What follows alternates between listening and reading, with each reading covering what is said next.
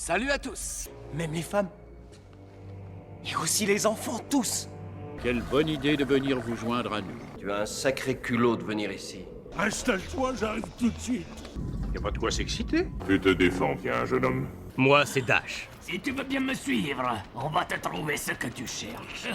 Bonjour à toutes et à tous et bienvenue à bord de Lotrider, votre nouveau, pas si nouveau, mais quand même podcast consacré à l'actualité et au grand sujet de la saga Star Wars. Ça fait plaisir, toi-même tu sais. Aujourd'hui, on se retrouve pour un 8e épisode qui a quelque peu tardé suite à nos différentes pérénigrations, je ne sais pas prononcer ce mot, mais pérégrinations plutôt, galactiques. Parce qu'il faut savoir que Marie a attrapé le mal de l'espace en orbite d'Endor, et que JB s'est cassé le dos en tombant d'un nid de Gundark. Dans un nid de Gundark, parce que tomber d'un nid, bah ouais, remarque, ça dépend. Est-ce que les Gundark vivent dans les arbres? Et voilà, c'était une question pour vous, petite trivia Star Wars, répondez en commentaire.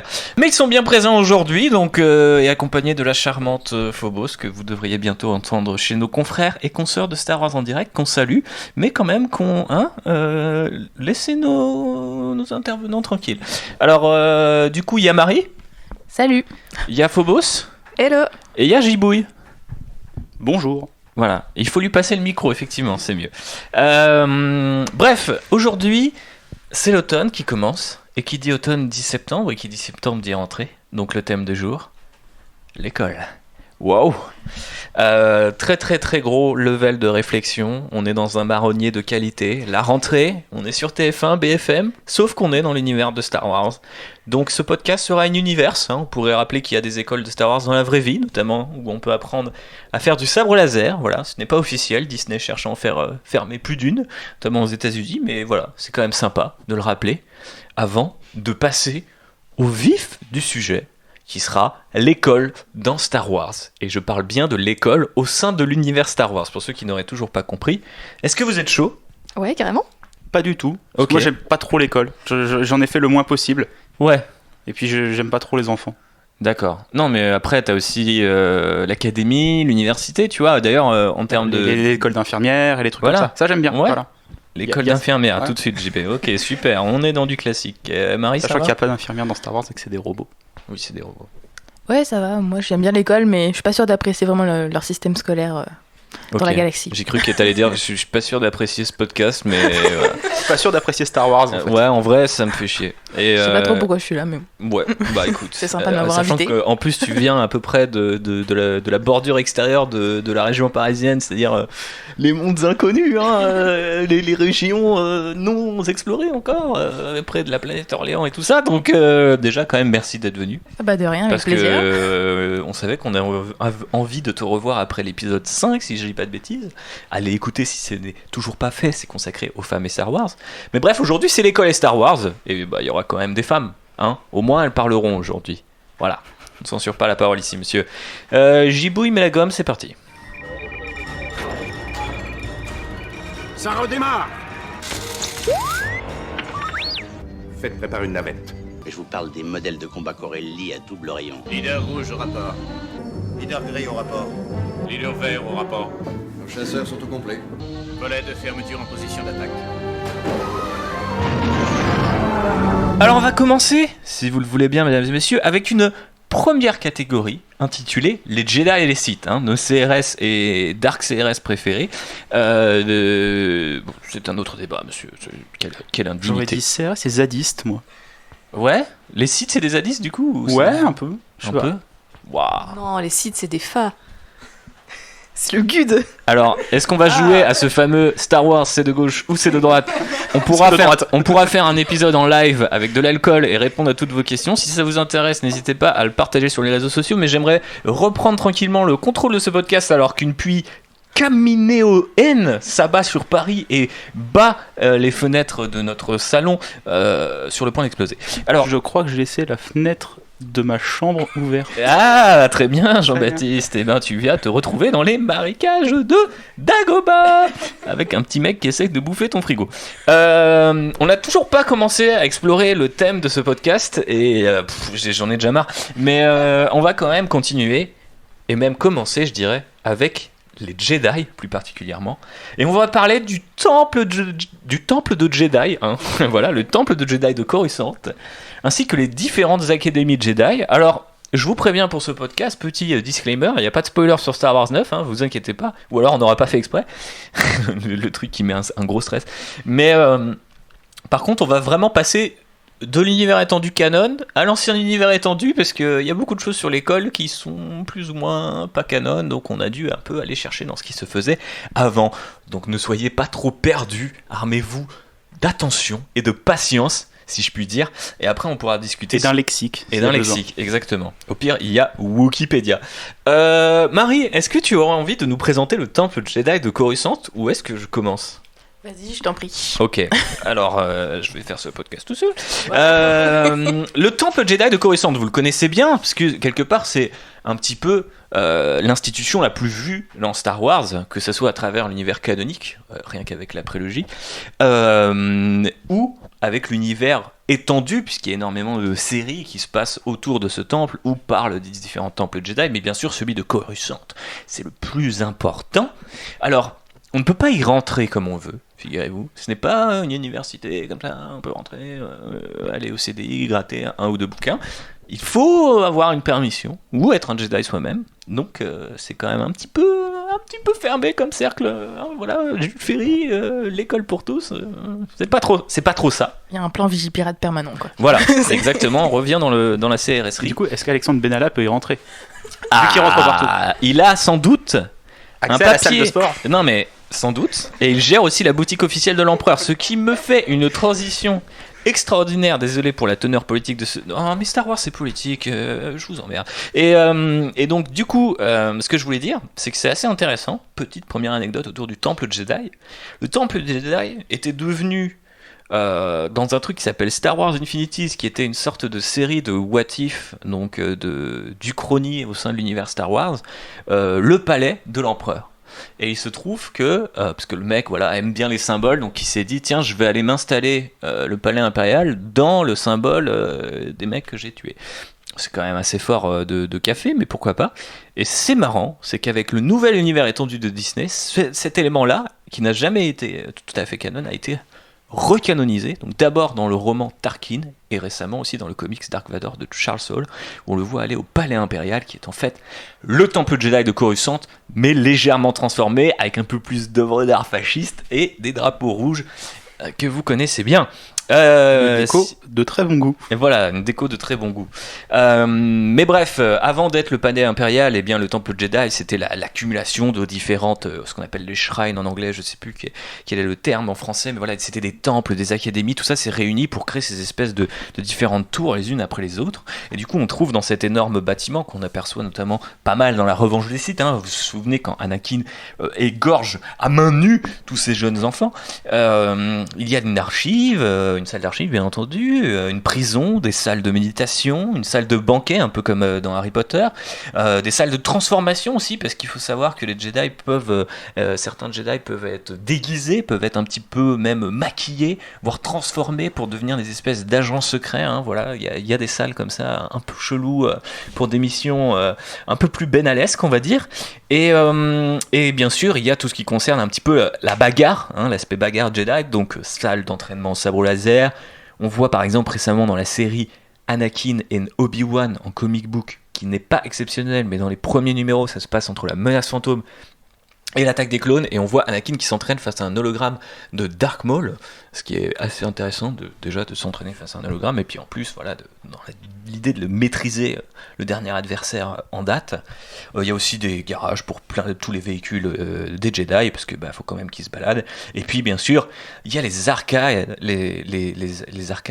les archives du Jedi Code. Il y a aussi d'énormes sculptures sur lesquelles on peut voir les différentes batailles de l'ordre Jedi au fur et à mesure des ans, donc c'est quand même un endroit plutôt pas dégueulasse. Ah, c'est assez complet quoi, ça. Ouais. Et du coup les formations ça se passe de enfant à adolescent, jeune adulte, il Ils rentrent et ils en sortent pas? Comment ça se passe, les Alors, gamins? moi, c'est un truc. Ils ont des permissions pour aller voir leurs parents à Noël? Mais on va en parler après, parce que là, on est sur celui de Coruscant. Mais alors, déjà, je pense qu'au niveau des parents, c'est non, vu ce qui arrive à Anakin. Enfin, en tout cas, si on doit vraiment se fier à son parcours à lui, qui est à peu près le seul parcours qu'on ait vu de toute façon. Il y a Kanan qu'on peut voir dans les différents morceaux de l'univers étendu canon.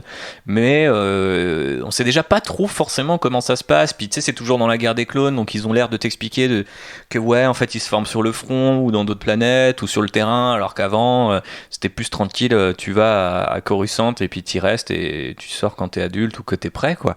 Mais il y a aussi d'autres universités ou d'autres temples dans d'autres planètes, on en parle juste après, donc c'est possible que de temps en temps t'aies un petit échange universitaire à faire d'une planète à l'autre, parce qu'il n'y a pas exactement les mêmes savoirs ou les mêmes maîtres partout, sur la même planète. Ça serait quand même plutôt sympa d'imaginer que selon les planètes et les temples, il y a des disciplines qui sont plus ou moins fortes, un peu comme dans la vraie vie avec nos propres universités. Mais effectivement, c'est plutôt très complet, ce palais. Est-ce que ça vous rappelle toutes ces choses-là? Parce que, mine de rien, dans la menace fantôme, on le voit interroger sur la plus grande flèche, celle qui... on n'en a pas parlé, mais accueille le Conseil Jedi, le pauvre Anakin. On voit ensuite, 2 épisodes plus tard, qu'il va assassiner des pauvres gamins dans ces grands couloirs faits de fond vert. Donc on voit quand même pas mal de temples de Jedi, ça et là, mais on n'a pas l'impression qu'il y ait beaucoup de vie dans ce truc-là. Alors, j'aimerais juste revenir sur un des éléments que tu as cité. Tu as dit Ah. qu'il y avait une prison Oui, il y a une prison, ouais. dans une école Ouais. qui est destinée aux gens qui font des bêtises ou, Oui, non, c'est pour les enquêtes Jedi. Ok, Et oui, il y a des bails sombres aussi. effectivement. C'est un peu Poudlard quand même. Il y a un côté un peu il y a que 2-3 trucs mystérieux. Marie, tu voulais rajouter un truc? Bah moi en fait c'est qu'on parle d'école mais ça me fait aussi penser beaucoup à un monastère quand même parce que l'enseignement il repose beaucoup sur la religion donc c'est vrai que c'est... ça pose des questions justement, qu'est-ce qu'on leur enseigne? Est-ce qu'on leur apprend des choses qui n'ont rien à voir avec l'apprentissage de la force? Est-ce qu'ils apprennent des choses un peu plus variées ou communes? Ouais c'est vrai, est-ce que ça dépasse est-ce que ça dépasse simplement la religion de Jedi? C'est une bonne question qui est d'ailleurs un petit peu abordée en sous-texte de The Last Jedi par rapport à la façon qu'ils ont de mettre une étiquette sur la force comme les Sith en mettent une autre, etc. etc. Mais c'est vrai ce qu'on voit dans les films et dans les trucs canon, c'est toujours... alors il y a un impératif de narration derrière tout ça, mais on va se battre au sabre laser, on va apprendre les différentes... On voit que par exemple... il me semble Yoda apprend à des gamins d'être conscients de leur propre corps parce qu'ils sont aveuglés, puis ensuite on voit que les gamins connaissent quand même les cartes de la galaxie par cœur quand ils cherchent Camino, etc. Donc a priori ils ont au moins une option géo. Potentiellement une LV1 pour parler le basique ou quelque chose comme ça, mais effectivement, sont-ils vraiment érudits? On ne sait pas. Après, on a notre cher Joe Castanou qui protège donc cette vieille femme Jedi assez badass quand même, qu'on défonçait dans La Revanche des Sith, le jeu vidéo, où c'était dans c'était dans celui-là, je crois. Tu jouais Anakin et t'avais une mission, tu devais la tuer en mode je te découpe et je m'en bats les couilles de tes archives. Et c'est assez marrant, c'est que t'as la madame du CDI. Mais c'est ça, non mais les mecs s'attaquent à la madame de CDI sans pétier quoi. Il existe un jeu Star Wars où tu tues la meuf du CDI? Ouais, il me semble, ouais. Et je veux faire ce jeu. Ah ouais, non mais il me semble que c'est l'adaptation officielle de La Revanche des Sith qui est une espèce de jeu de combat Star Wars que j'appréciais pas mal à l'époque. Et donc il y a ça, on a revu d'ailleurs dans le dernier run Dark Vador de Charles Soule que il y a des inquisiteurs qui sont d'anciens Jedi qui justement sont après les connaissances du savoir Jedi, parce qu'il y a toutes ces espèces de bibliothèques de livres bleus, en fait on dirait juste des plaques en verre qui sont allumées par des LED, mais a priori ce sont des grosses clés USB, des gros serveurs que les Jedi ou le feu les Jedi cherchent à avoir, donc en tout cas à posséder, donc ça veut dire qu'il y a quand même un minimum de choses intéressantes là-dedans, mais c'est vrai que c'est assez marrant cette vision qu'on a de la bibliothèque avec juste les trucs bleus à la Tron.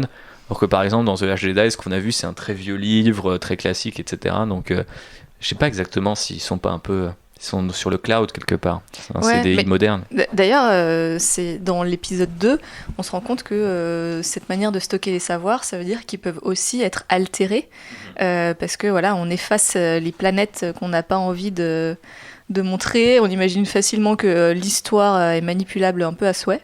Et il y a aussi ce côté hyper flippant, en fait, très 1984 pour le coup, on réécrit un peu constamment le passé et la géographie pour que ça arrange les Jedi du moment, quoi. Surtout que la Madame du CDI, elle est un peu zélée, quoi. Si un monde n'est pas dans nos archives, c'est qu'il n'a jamais existé.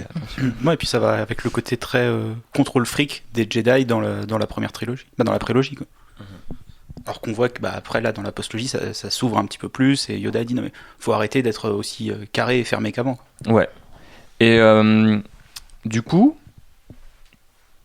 est-ce que vous auriez envie d'en savoir plus sur cet endroit ? Peut-être dans un film, dans n'importe quel objet Star Wars, l'envie de voir c'est quoi, je ne sais pas, le quotidien de ces enfants qui apprennent les choses. Comme on l'a dit, on voit un petit peu ça et là 2-3 éléments, mais on n'a rien de très, très précis. Les œuvres d'apprentissage, que ce soit les X-Men ou Harry Potter, c'est des trucs qui marchent en général assez bien. Tu peux faire des histoires assez intéressantes parce que tu as souvent une galerie de personnages assez large, donc pourquoi pas faire quelque chose dans une école Jedi. Parce que on voit bien là, c'est quelque chose qu'on n'a pas beaucoup exploré même dans l'univers étendu. Toi, Marie, t'en penses quoi ? Et où, si tu as des choses à rajouter, n'hésite pas. Moi, j'aimerais bien savoir plus justement sur toutes ces archives, ces bibliothèques, comment ça marche, comment est-ce qu'on conserve le savoir dans cette galaxie. Parce que, vraiment, les archives, c'est mon lieu préféré, moi, du Temple Jedi. Parce que je trouve que c'est vraiment le seul qui donne l'impression que, pour le coup, les Jedi, ça sert aussi à apprendre des choses et à transmettre un savoir, pour le coup. Parce qu'on voit pas forcément dans leurs séances de sabre laser et autres, c'est pas juste des vieux qui racontent des dictons et qui t'apprennent à manier un bâton qui fait de la lumière, c'est aussi savoir des choses. Et oui, c'est un lieu aussi que je pense qui peut vraiment marcher à développer parce que finalement, c'est des lieux que tous les gens qui ont été à l'école et qui ont fait des études connaissent. Comme tu disais, c'est le CDI, c'est la bibliothèque de l'école. Chacun peut finalement s'identifier à des gens qui travailleraient là ou qui fréquenteraient ces lieux-là. Je pense que ce serait intéressant. Mais on savait que pendant un temps, Lucas voulait développer une autre série animée sur une sorte de spin-off de Clone Wars, parce qu'il y a eu ces épisodes de Clone Wars où on voit justement des tout jeunes Jedi, dont ce fameux petit Wookiee qui a un sabre laser en bois qui, moi, m'a toujours fasciné. Mais oui, très petit détail, très, très nitpick. Mais, et du coup, moi j'imaginais bien que cette série puisse être justement... dans ce côté un peu Harry Potteresque on suit leurs aventures au quotidien, d'année en année, ils grandissent, ils vont devenir des espèces de généraux très tôt parce que c'est la guerre des clones, etc. Il y a quand même pas mal de choses à explorer, et puis surtout il y a ce côté un peu au final, la plupart des jeux, j'ai l'impression que de nos jours, les gens redécouvrent les 2 séries Clone Wars. Je trouve qu'il y a encore plein de choses à explorer dans la guerre des clones et tout. C'est peut-être un moyen de ramener la prélogie sur le devant de la scène, sur un élément assez précis, mais comme tu le rappelais, JB, qui au final parle à beaucoup de gens, quoi. Après, là, je viens de me faire une réflexion. C'est, vu la doctrine Jedi, le problème, c'est que tu enlèves toutes les potentielles histoires romantiques entre les personnages.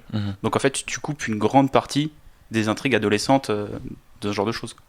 Je suis pas d'accord justement, parce qu'on peut explorer en fait comment est-ce qu'ils arrivent à naviguer autour de ces sentiments et de ces pulsions qui vont, je pense ils vont arriver, quoi, c'est indéniable, ils peuvent pas l'empêcher, et comment est-ce qu'ils naviguent autour de ça?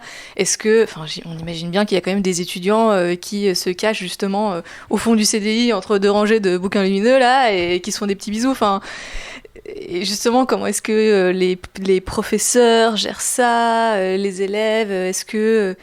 ça doit être assez terrible, en fait, de réprimer ses émotions, quelle sorte de dommage ça crée chez eux. On le voit déjà un peu chez Anakin, mais vraiment en filigrane dans les épisodes 2 et 3. Donc il y aurait des choses à explorer de ce côté-là. Ouais, mais c'est pour ça que je me dis ça a peut-être jamais été abordé, parce que pour un auteur, ça va être vachement difficile de dire, en fait, je vais faire une histoire où juste mes personnages ils vont être frustrés en permanence par l'autorité. Ça crée du conflit, ça crée de l'histoire. Ouais, mais je vois ce que dire JB, c'est que est-ce que tu aurais envie de suivre parce que moi j'ai toujours quand même globalement pensé que la façon dont on présentait la façon dont étaient présentés les Jedi dans la prélogie montrait que Lucas il se disait qu'il fallait un peu se méfier des espèces de figures de l'autorité, et qu'au final ça pouvait être vachement complice de par exemple la fin de la démocratie ou de la corruption, puisque on voit par exemple un comte Dooku qui est du côté du séparatiste et qui est un ancien Jedi. Les mecs ont l'air complètement zélés en mode si la planète elle est pas dans notre bibliothèque c'est qu'elle n'existe pas.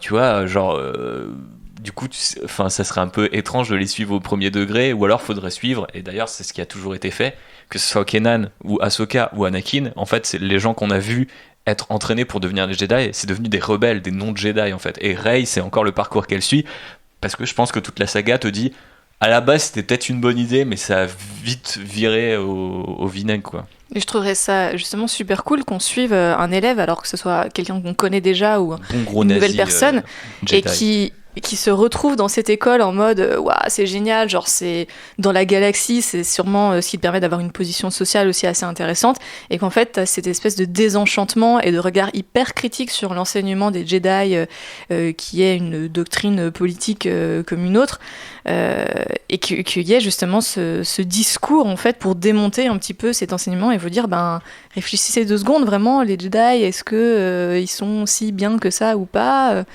et d'apporter ce discours-là. Ce serait grave une bonne idée pour explorer effectivement les dangers et en tout cas l'importance d'une éducation plus ou moins neutre. Ouais. Après, vu que comme Star Wars c'est comme suffisamment grand comme saga, il y a possibilité de faire une histoire dans une académie Jedi avant, ou peut-être même après. Ça pourrait être un peu plus intéressant que juste avoir des élèves qui se font engueuler parce qu'ils se roulent des pelles dans le CDI. Ouais, puis en plus la doctrine Jedi a dû pas mal évoluer au fil des millénaires, parce que voilà, c'est quand même aussi une très ancienne religion, qu'on la considère comme une religion ou non. Et du coup, par exemple, on peut penser à ce qui est arrivé, même ne serait-ce qu'au sein du temple Jedi sur Coruscant. Donc par exemple, les Mandaloriens ont été attaqués pour récupérer le fameux Darksaber, donc qui est le sabre laser noir qui était porté par... Ah putain, j'ai jamais son nom à ce pour le premier Jedi mandalorien. Je sais plus si c'est Tar Vizsla, il me semble, qui du coup a créé ce Darksaber, et qui en fait, du coup, le mec était le premier Mandalorien à accéder à un titre de Jedi, d'où la stature sociale dont parlait Constance. C'est quand même genre le mec est entré dans l'histoire, c'est le premier Mandalorien et Jedi. Et en fait, du coup, après, ils ont gardé son Darksaber en mode il est à nous. Et un jour, les Mandaloriens ils sont arrivés avec un petit commando, ils ont dit non, c'était à nous, et ils ont été récupérer le sabre en mode. C'est cet objet, cette relique très précieuse de leur héritage. Et puis pendant la chambre, ça c'est plutôt l'ancien univers étendu, mais quand même un peu canon, parce que on a Knights of the Old Republic, le RPG, enfin le MMORPG entre les deux, mais les Sith ont saccagé le temple, et c'est cette fameuse vidéo d'intro qu'on a tous saignée il y a quelques années, où les Sith débarquent dans le temple Jedi et le détruisent en fait. Vous voyez de quoi je parle, je crois. Moi, je vois de quoi tu parles. Ok, je sais pas, vous aviez l'air dubitatif, donc je me suis dit genre... Non, tu vois pas ?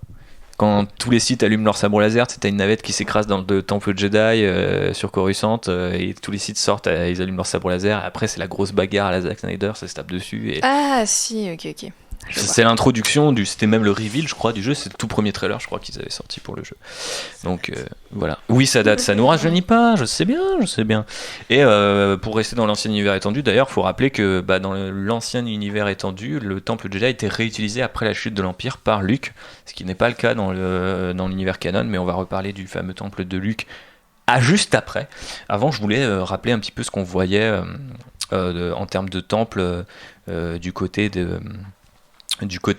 l'univers canon, et notamment Lothal, où en fait donc dans Clone Wars de Rebels qui se passe beaucoup autour de cette planète, a une espèce de temple Jedi qui est une sorte de version, enfin son design fait écho à l'architecture du temple de Coruscant, mais au final il est tout en pierre, il est beaucoup plus ancien, il a l'air d'être connecté à des puissances encore autre, et c'est là où ta remarque pourrait rentrer en considération, JB, c'est qu'au final ça c'est, avant ou après c'est peut-être pas forcément le même savoir, pas pratiqué de la même manière, et ce fameux temple tout en pierre, etc., je sais pas, c'est un truc qui me parlerait même limite un peu plus que le bâtiment high-tech qui est celui de Coruscant. Je sais pas si t'es d'accord avec moi, Marie. Oui, si, c'est vrai que ça, tout de suite il y a une aura plus mystique, qui donne un peu plus envie d'en savoir plus sur l'enseignement des Jedi. Après aussi, moi j'aimerais bien ce qui se passe après. Donc je sais pas trop comment ils vont traiter ça dans l'épisode 9, mais j'aimerais bien voir justement comment on réforme cette éducation de Jedi qui a plein de mauvais côtés. Enfin voilà, je veux dire, on enlève des enfants quand même à leur famille, on leur dit de pas ressentir trop d'émotions, tout ça. Mais comment une nouvelle génération pourrait renégocier tout ce savoir finalement et en faire un nouveau code finalement, peut-être quelque chose de nouveau. Ça relierait bien, je trouve, justement le passé et le futur. Ouais, ce qui est un esprit très Star Wars, voilà. Au final tout est connecté, tout est lié. JB. Non, parce que je réfléchissais aussi à part l'école, on voit aussi l'entraînement de Luke, voilà, et c'est un entraînement à la maison, quoi. Il a à chaque fois il a un professeur exprès pour lui, mais même là c'est pas super sympa, quoi. Prof particulier. Voilà, parce que Yoda il le fait quand même courir dans les marais et soulever des pierres, quoi. On a vu Lifting plus stimulant rocks. comme école. Ouais, bah oui, c'est sûr qu'on avait plus stimulant. En plus, c'est sympa parce que son devoir sur table, c'est quand même d'aller dans une grotte super flippante. Donc c'est vraiment. Là, c'est un peu. Les DS, c'est chaud quand même. Franchement, les gars, faites un effort. Relevez la moyenne. Bon, on commence à s'en rapprocher, donc je propose qu'on parle un petit peu du temple de Luke dans le nouvel univers étendu. Donc, parce que voilà, on sait que c'est officiel dans le canon, dit par Han Solo dans The Force Awakens. Luke était parti pour reformer une nouvelle génération de Jedi. On voit que ça s'est pas très bien passé. Alors ça s'est pas très.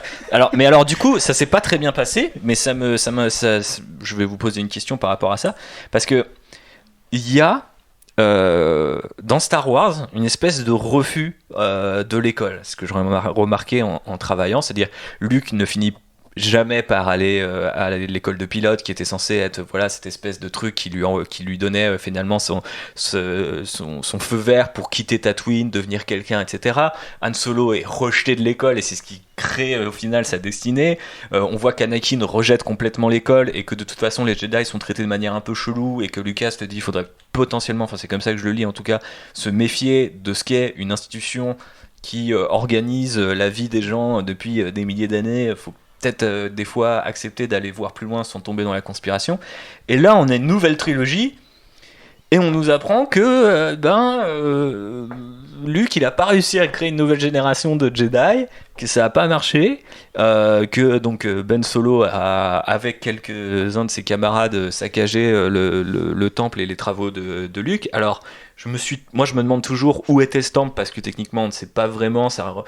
Dans The Force Awakens, j'avais l'impression que c'était sur Acto, là où il s'était lui-même isolé, mais ce qui n'avait pas de sens, puisque dans ce cas-là les gens l'auraient retrouvé très facilement a priori, parce que notamment peut-être que Leia aurait dit oui, j'ai laissé mon fils sur Acto.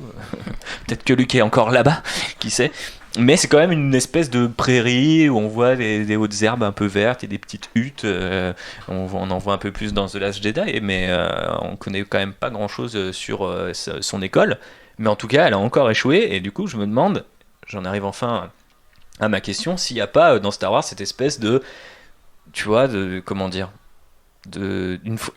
en tant que franchise, si Star Wars ne te dit pas méfie-toi de l'école, ou au pire va au-delà, parce que c'est pas, la vie se résume pas à l'école. Et je dirais pas l'école, je dirais les institutions. Ouais, les institutions. Juste méfie-toi de l'école, il faut bien un endroit pour apprendre à lire et à compter quand même. Ouais, bien sûr, mais est-ce que vous trouvez pas que c'est assez récurrent comme message, et que c'est pas forcément un truc sur lequel méfie-toi des institutions, tu l'entends déjà plus, que Star Wars c'est politique, etc. Il y a plein de gens qui le captent et qui notamment rappellent souvent à la beauté de la prélogie par rapport à ça. Mais je veux dire, au final, même la trilogie, ce que tu racontes sur les institutions, comme tu dis, et à commencer, je dirais, par l'école, sont quand même moyennes, quoi. Elles ont quand même un effet assez pervers sur la plupart des individus qu'on suit dans Star Wars, non ? Ouais, surtout qu'en fait à chaque fois elles sont liées soit à une doctrine religieuse, soit à un pouvoir politique en fait. C'est ça, c'est que c'est pas des endroits indépendants ou des lieux de réflexion, mais qui sont pas liés à un pouvoir. Donc c'est ça qui est assez intéressant en fait. C'est vrai que moi j'ai vraiment l'impression que finalement toutes ces écoles elles sont liées à un endoctrinement, et j'ai l'impression qu'en fait ce qu'on essaie de nous dire c'est qu'il faut apprendre à aller plus loin justement que ce que certaines institutions veulent nous apprendre, qu'il faut apprendre à réfléchir par soi-même et à agir par soi-même, sans forcément, même si on n'a pas été éduqué pour ça, finalement, j'ai l'impression que c'est vraiment le message, finalement, c'est d'apprendre à réfléchir par soi-même et à voir un peu plus loin que ce qu'on nous dit, parce que rien n'est jamais neutre ou rien n'est jamais innocent. C'est pas innocent, justement, pour le coup, que Luke devienne un peu cette espèce d'avatar suprême, du type qui pense tellement par lui-même qu'il en devient polarisant jusque dans notre monde, où les gens, ne reconnaissent pas le personnage, parce que justement il est sorti du confort un petit peu que les institutions, en les suivant, tu peux aussi te dire moi je fais ce qu'on me demande, je me pose pas de questions et ma vie elle est mieux comme ça, et je traite tous les autres de conspirationnistes. Luke c'est un petit peu un conspirationniste du coup ces derniers temps. Non, je sais pas, ça vous fait pas réagir tout ça là? J'ai l'impression que moi qu'on me dit méfie-toi quand même de l'école, Et qu'accessoirement, on me dit peut-être aussi, est-ce que tu n'aurais pas envie d'en savoir plus sur qu'est-ce qui déconne vraiment dans leur enseignement? Parce que autant le temple Jedi de Coruscant, il est là depuis des milliers d'années, autant le temple de Luke, je veux dire, au max, il a duré quoi, 15 ou 20 ans, grand maximum, et encore. Donc tu te dis, pour que ça parte en couille en une seule promo, c'est que les élèves étaient quand même bizarrement choisis, ou que l'enseignement était particulièrement dur. Pourcentage d'échecs très important. Moi, je pense que c'est presque plus une critique des professeurs, en fait, que de l'enseignement en tant que tel, tu vois. Genre, je pense pour le temple de Luke, bah, en fait, Luke, visiblement, s'est pris un peu pour un espèce de personnage omniscient, tout puissant, en mode oui, à moi tout seul, je vais vous rapprendre c'est quoi la force à tous ces petits Jedi, et qu'en fait c'est presque un péché et qu'il a été puni pour ça en fait avec la rébellion de Kylo Ren et d'autres élèves qui se rebellent, je pense, plus face à la figure d'autorité toute sachante, toute puissante que représente Luke, que face réellement à l'enseignement en tant que tel. Très intéressant. Ouais. Bah, et puis à partir du moment où tu as quand même un prof qui essaye de tuer un de ses élèves, dit qu'il y a un souci chez le corps enseignant, il n'y a pas que les élèves qui posent problème. C'est sûr. Non, une grosse réforme de l'éducation nationale là à faire. Marie, tu voulais rajouter quelque chose sur cette... T'aurais envie d'en savoir plus peut-être? Oui, déjà, en savoir beaucoup plus parce qu'on ignore déjà son emplacement, quel enseignement il prodiguait, combien il y avait d'élèves, on ne sait absolument rien. Mais en fait, je suis pas tellement surprise de l'échec de cette académie de Jedi. Je m'y attendais presque parce que on n'est plus dans un moment de l'histoire de cette galaxie lointaine où les Jedi ont leur place, je pense. Cet enseignement, il est trop archaïque, il a plus sa place dans ce monde, et surtout, on a un moment où les gens, maintenant, ont pris l'habitude de se défendre et de résister sans l'aide des Jedi, donc je pense que, voilà aussi, c'est peut-être ça le message, les Jedi, c'est cool, c'est mystique, mais après, est-ce qu'on a vraiment besoin d'eux? Mais c'est super intéressant comment tout ça fait écho à notre propre monde, et comment la trilogie cette nouvelle trilogie a aussi été un peu pensée pour quelque part dépasser le mythe. Enfin, genre, on l'a réinstallé le temps d'un épisode pour au final te dire c'est quand même chaud, tu vois, genre faut quand même qu'on avance, faut quand même qu'on crée une autre mythologie, qu'on se bouge nous-mêmes, qu'on se sorte un peu les doigts. Et c'est marrant comment du coup ça devient une super métaphore quand tu vois à quel point The Last Jedi est détesté par certaines personnes, et à quel point il fait encore parler de lui, que certaines personnes ne veulent vraiment pas changer, et que, au final, un film qui vient d'une institution qui est Hollywood te dit des fois il faut quand même se rebeller et apprendre à penser par toi-même, et des mecs qui font non et tu vois, tu fais genre la même chose qu'avant, c'est ça, et donc du coup tu te dis genre ah oui, en fait techniquement vous êtes en train de prouver que Star Wars en fait vous prouvez le point de la franchise, quoi. C'est assez, prouver le point, c'est un anglicisme, mais après voilà, je fais confiance à J.J. Abrams pour nous expliquer tout ce qui s'est passé avant, tu vois. Ah voilà, on y revient, putain, ne me fais pas peur. Quelque chose à rajouter sur le temple de Luke? Ça me fait penser un peu à à la manière aussi dont l'éducation est perçue, en particulier aux États-Unis, où t'as énormément de familles qui scolarisent eux-mêmes leurs enfants, et on peut aussi interpréter Star Wars en disant les écoles publiques entre guillemets échouent, donc c'est à vous en tant qu'individu, en tant que famille, à éduquer vos enfants et tout. Et je pense que c'est un discours qui peut aussi être un peu dangereux. Parce que l'école, c'est aussi le lieu d'apprentissage de la vie en société, de la découverte d'autres cultures, d'autres façons de penser.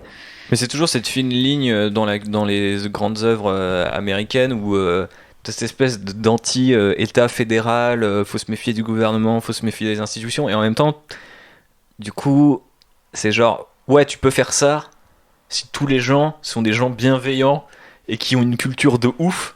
Mais globalement, si tu entraînes ce genre de discours sur des gens qui n'ont pas la chance d'être éduqués ou qui n'ont pas les moyens et tout, ça peut virer au cauchemar. Et enfin, tu sais, t'es toujours entre la limite du...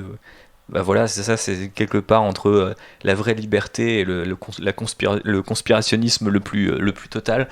Mais bref, changeons de sujet, parce que là, j'ai l'impression qu'on est dans un café philo, c'est n'importe quoi. Après tout, on parle de mecs avec des épées laser, restons tranquilles. Bref, du coup, on va passer du côté des méchants, du côté sombre de la force, vous le sentez venir. On va parler des Sith qui, étrangement... Pourquoi serait-il méchant ? Voilà, je suis tombé dans le piège. Je suis tombé dans le piège.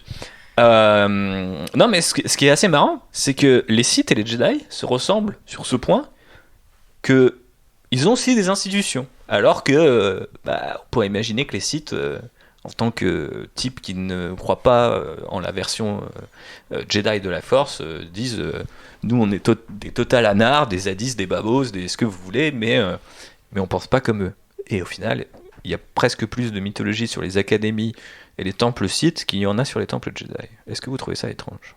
Moi je trouve ça normal parce que, comme je te disais tout à l'heure, t'as pas d'un point de vue dogmatique, ils sont plus ouverts. Donc tu peux te permettre plus d'histoire et faire plus de choses. Tu peux faire plus de choses avec les personnages.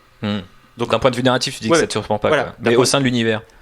Qu'il y en ait plus, ça me surprend pas parce que je te dis, d'un point de vue narratif, c'est plus facile de raconter une histoire où les personnages ils sont libres. Alors que si tu dois raconter une école de CRS, comme je disais tout à l'heure, où ils peuvent rien faire, c'est pas très intéressant. Au point de vue d'un auteur, cache de gauchiste. L'auteur il se dit je vais pas avoir grand chose à raconter. Ouais, je comprends. Ils peuvent même pas tuer la dame du CDI. Donc c'est pas drôle. Voilà, c'est chaud. Alors justement, parlons un petit peu de comment ça se passe dans les académies. Marie, d'ailleurs, tu m'arrêtes si tu veux présenter un moment un truc qui te tient particulièrement à cœur, parce que je vois que comme moi, tu as des notes. Mais pas beaucoup sur les écoles Sith. Alors je vais y aller. Je voulais par exemple présenter Korriban, qui est la plus grande des planètes, le haut lieu de la culture Sith, à la fois dans l'ancien univers étendu, puisque c'est un endroit très récurrent, mais aussi dans l'univers canon où on y fait quand même de temps en temps référence, même si pour l'instant on n'a pas non plus de grandes œuvres basées sur cette planète. Donc Korriban accueille la plus grande académie des Sith pendant la période de la guerre civile, puis pendant la période de ce qu'on appelle la guerre froide, mais c'est pas la post-logie, c'est un truc de l'ancien univers étendu qui s'appelait la guerre froide, littéralement. Et donc, très grande académie, on est bien, on est pépère sur Korriban. Alors, il faut savoir que les entrées ne se passent pas exactement comme avec les Jedi. Bon, ils enlèvent des enfants, c'est pas beaucoup mieux, mais pour rentrer à l'académie Sith, il faut impressionner quelqu'un de l'école. Et donc, par exemple, on peut tuer un autre élève, ou un professeur, encore mieux, ou alors faire quelque chose d'assez grandiose, physiquement, forciquement, en gros, déployer une puissance telle que les mecs te disent toi t'es un bon, toi tu vas rentrer. Ça doit être sympa Parcoursup chez eux. Ah ouais, non, là c'est Parcoursup Battle Royale. Mais je trouve ça assez intéressant. Et surtout que du coup ils expliquent dans la mythologie, je vois pas comment cela peut tourner, mais JB rappelait que il y a cette narration qui est d'un coup plus intéressante, que en fait, comme on peut s'imaginer, il y a un énorme turnover au sein des académies Sith, et en fait il y a en gros les maîtres sont en permanence challengés par les élèves pour alors quelque part du coup ça va aussi dans ce côté faut se méfier du maître, moi je suis plus fort que toi, ok vas-y duel, je t'ai tué, et du coup un élève en moins, tranquille, ça fait des coupes budgétaires assez sympas, assez régulières quoi. Je replonge dans des vieux souvenirs, mais je me rappelle que dans le premier KOTOR, il y avait un moment une académie ou une école Sith, et en fait t'aider un personnage à faire des coups de pute à son maître et à du coup le buter pour prendre plus ou moins sa place. Mais les promotions vont vite quoi. De toute façon, c'est là, c'est les promotions à base de je te poignarde dans le dos ou de duel, et a priori c'est récurrent. Et moi je me souviens un peu moins vieux, mais quand même déjà quelques années, du fameux The Old Republic, mais en ligne, où si tu commences en tant que Sith, t'es justement sur Korriban, et en fait le premier monde que tu visites c'est Korriban, et c'est là où tu commences ton entraînement, etc., qui a plein de quêtes secondaires. Tu visites des cryptes, tu rentres dans l'école, dès que tu croises un mec, c'est un peu comme dans Pokémon, tu sais, le mec il fait je te challenge et tout, et du coup t'es obligé de te battre pour survivre, genre dans l'université c'est un mode tu vas tranquille au CDI, tu vas emprunter le dernier bouquin, t'as 12 mecs qui débarquent avec leur sabre laser rouge en mode je vais te fumer, et donc t'es là genre mais moi je suis en deuxième année donc je te soulève, et c'est assez intéressant en tout cas. Si vous kiffez cette mythologie et que vous vous demandez comment ça marche, quels sont un peu les différents personnages, je vous recommande vraiment de jouer à ces 3 jeux, donc les 2 premiers KOTOR et le The Old Republic, en allant du côté Sith. Je sais pas encore, j'ai pas joué depuis longtemps, je sais pas s'il est toujours possible d'aller visiter. En principe, vu que c'est un MMO, il ferme pas forcément non plus les trucs de base, mais vous les grinderez sans doute juste plus vite quoi. Et du coup je trouve ça, moi je me souviens que j'avais trouvé ça complètement improbable, mais en même temps trop marrant, tu vois. Tu vas voir un vieux prof, il fait si tu m'aides je te filerai un bout de sabre laser, comme ça tu pourras tuer ton maître, il faut que t'ailles dans la crypte où il y a Dark machin, ok vas-y t'y vas et tout, et là t'as d'autres élèves qui sont en sortie scolaire en mode alors là c'est la crypte de oh putain toi t'es en train de prendre un truc, et ça se bat dans tous les sens et c'est très marrant.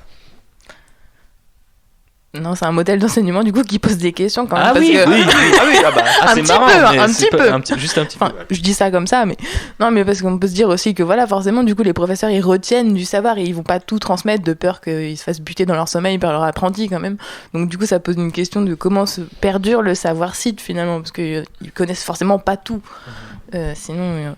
Et surtout, en fait, le savoir se résume à comment buter les autres, j'imagine, parce que genre le pauvre prof de géo Mais alors pas, qui sait rien faire de Mais son alors, pas sabre, Ils s'en nécessairement. foutent que Camino il soit pas sur le système solaire. Hein. pas nécessairement, parce que justement ils expliquent, notamment en fait, enfin, l'académie de Korriban c'est un peu l'équivalent du temple de Coruscant pour les Jedi, c'est-à-dire qu'il a une histoire énorme, et donc cette académie elle a été détruite plusieurs fois par les Jedi qui sont venus la défoncer en mode là c'est la source du mal, on va la raser, et en fait à chaque fois les mecs revenaient l'ouvrir, et en fait bah il y a notamment là où elle était peut-être au plus fort, c'est quand elle a été réouverte par Revan et Malak, qui sont d'anciens Jedi quand même, tu vois. Et du coup, les mecs étaient en mode, on veut former des guerriers pour le nouvel Empire Sith, mais l'idée, justement, à ce moment-là, c'était de dire que, bah, en fait, la plupart de leurs rangs étaient composés soit de Jedi déçus, soit carrément de Jedi déchus, genre, qui erraient depuis la galaxie, qui un jour ont appris que, bah, il y avait une académie où on pouvait aller se former librement aux arts de la Force sans être contraint par la loi Jedi, tu vois.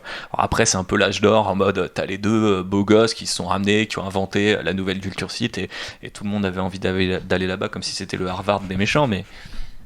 Je me pose une petite question qui marche aussi par rapport aux Jedi, c'est est-ce qu'il y a des intervenants extérieurs ou est-ce qu'à chaque fois c'est que des Jedi ou que des Sith qui donnent les cours? Du coup, Parce que je pensais aux profs de géo, tu vois, je me dis t'es peut-être pas obligé d'être Jedi pour enseigner la géographie. Non, ça se trouve c'est juste des mecs, ouais c'est possible, je sais pas, j'ai pas la réponse à cette question, mais j'imagine que c'est possible que les... Après, quand tu regardes l'univers étendu, t'as toujours des Jedi qui sont spécialistes de trucs un peu obscurs, tu vois, genre par rapport à la planète d'où ils viennent, ils enseignent telle ou telle chose, tu vois, donc ça m'étonnerait pas qu'il y ait un prof de cuisine et un autre de natation. Kit Fisto quoi. Oui. Par exemple. Maître nageur à ses heures perdues avec un petit short rouge. On est bien. Très bon podcast, très excellent contenu. 5 étoiles sur iTunes, merci de les placer. Est-ce que vous auriez envie d'en avoir un peu plus en termes d'Académie Sith là? Est-ce que ça ferait pas une bonne petite série ça? Ah moi, Académie Sith, ça me branche. Ouais. Ça peut partir en mode Game of Thrones là avec tous les meurtres et les... Ah oui, ça peut être un ça énorme peut partir délire. vraiment. Il dit sortie dans un direct, truc, hein. c'est ça. En vrai, je pense que les règles, elles sont tellement what the fuck que sur le long terme, narrativement, j'imagine mal comment ça peut tenir, quoi, comment ça peut rester cohérent. C'est sûr qu'au bout de 2 épisodes, t'as plus personne. Quoi. C'est un peu... Bah surtout qu'il y a pas mal de conflits quand même entre ce qu'est l'univers, l'ancien univers étendu et l'univers étendu actuel autour de la culture Sith. Parce que par exemple, on va sur Moraband dans Clone Wars. Du coup, c'est là où il y a la crypte de Dark Bane. Et qui a créé la fameuse Rule of Two, donc le fait que le Jedi, les Sith sont toujours par 2. Donc déjà, les mecs ont créé un code qui, en gros, t'oblige à crever de la main de ton apprenti, plus ou moins.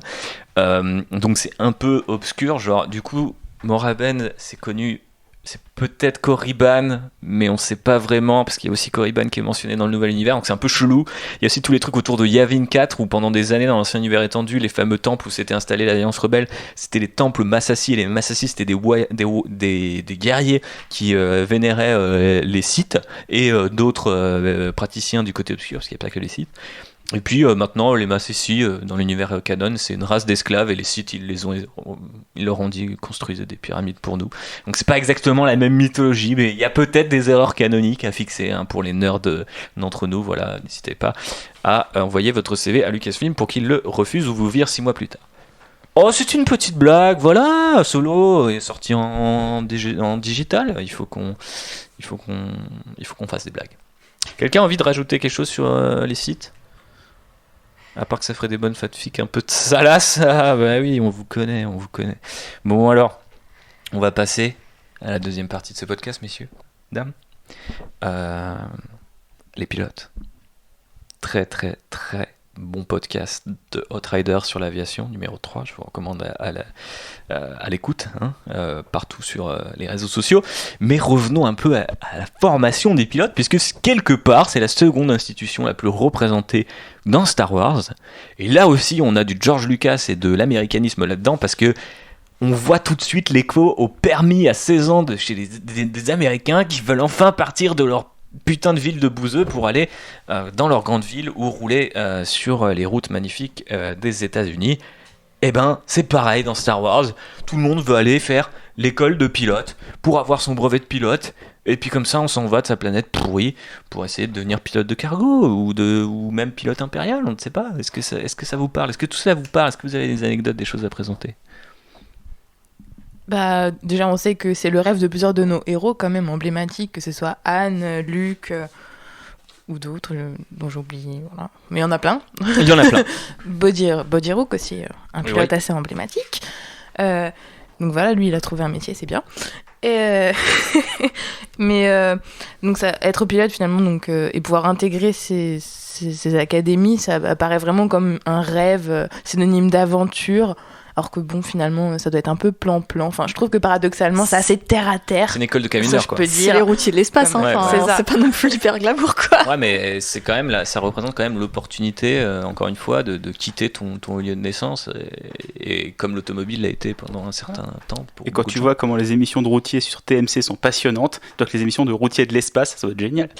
Ah mais au moins il peut se passer des trucs. Il y a Attends, des les routiers sur la glace et tout, c'est trop bien. Ah non, mais du coup d'accord, t'es vraiment du passionné. coup, est-ce qu'il y a un c'est pas sorcier dans Marcel, Star Wars, parce que vraiment...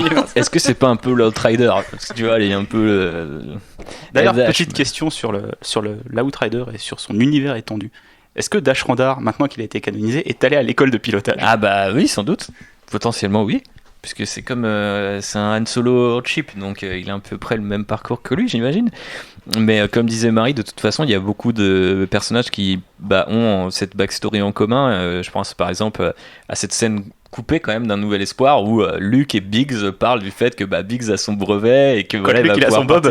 Oui, quand Luke il a son bob et Magnifique, ils sont en mode voilà, moi je vais partir, puis au final 2 jours plus tard, enfin non, la temporalité d'un Nouvel Espoir fait que la prochaine fois qu'il le verra, il sera pilote de X-Wing en mode méga vénère avec une énorme moustache.